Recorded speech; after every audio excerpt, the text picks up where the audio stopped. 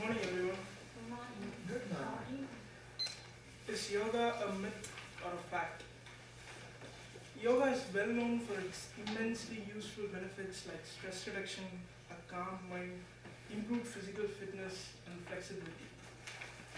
But do we have enough scientific evidence to support this theory? For example, if we have an headache, we take an aspirin.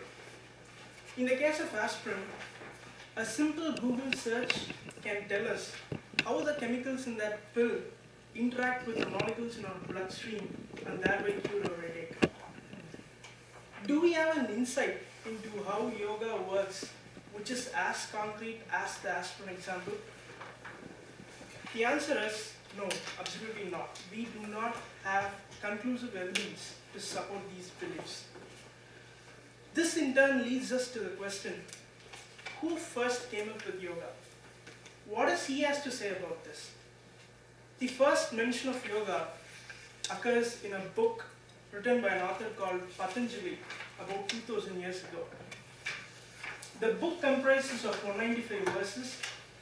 He explains the core principle of yoga as, quote, the realization of breath with respect to time and space results in a calmer mind and enforces discipline.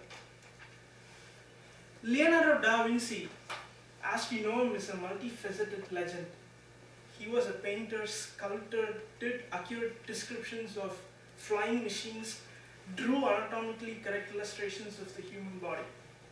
However, his work has no influence on modern science whatsoever, and it does not solve any problems in our day-to-day lives.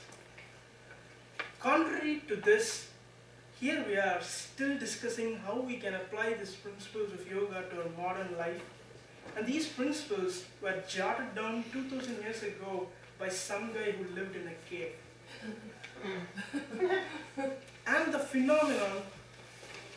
fact that this phenomenon has spread across continents and is being embraced by people belonging to different cultures means that whoever came up with this is way above Da Vinci on the genius scale, and every word he wrote demands our utmost attention. Although we cannot fully comprehend how yoga works within our body, research has been continuously done to at least quantify and analyze the benefits of yoga.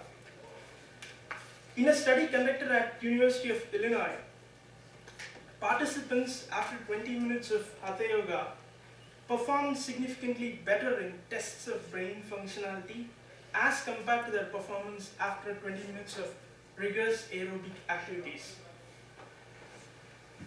Another research into the breathing techniques of pranayama reveal that these techniques tend to lower our blood pressure by 10% and also increase our lung capacity by 20%. Heart rate and blood pressure is often directly correlated with the lifespan of an organism. A whale, for instance, breathes for about 4 times every minute and it lives for 111 years. The house mouse, it breathes for about 90 times every minute and it lives for just 2 to 3 years. Speaking of the house mouse, those guys, they do not have very good food habits. Cheese happens to be their favorite food. And most of the time when they get out of a piece of cheese, it happens to be a mouse trap. No longer they don't go beyond 2 or 3 years. It is highly interesting to know how yoga goes on and on about how we should focus on our breath, we should realize it and regulate it. And this is a good thing because breathing is an important component of our lives, but we tend to ignore it all the time. In order to conclude, we go back to the question, is yoga a myth or a fact? It's not a fact because it's not an aspirin to a headache. It's not a myth because for some reason it feels like it has truth written all over it. I think that it's not something we can question because it is in fact actually the answer to a lot of questions. Thank you.